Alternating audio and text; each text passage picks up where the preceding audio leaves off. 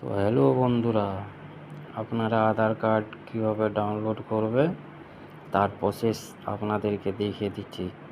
হ্যাঁ, আপনারা প্রথম এইখানে উদয় বলে সার্চ করবেন, বলে এইখানে ক্লিক করবেন, দিয়ে তার উপর ইংলিশ, তারপর দেখছেন এই পোর্টালটা আসবে।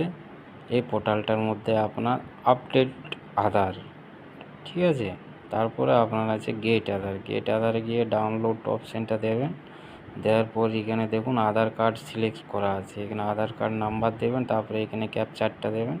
ক্যাপচারটা দেওয়ার পরে সেন্ড ওটিপি করুন। সেন্ড ওটিপি করার পর আপনার যে আধার কার্ডে মোবাইল নাম্বারটি আপডেট আছে সেই মোবাইল নাম্বারে ওটিপিটা যাবে। ওটিপিটা দিয়ে এখানে সাকসেস করবেন, তারপরে আপনার আধার কার্ডটা ডাউনলোড করতে পারবেন আপনি।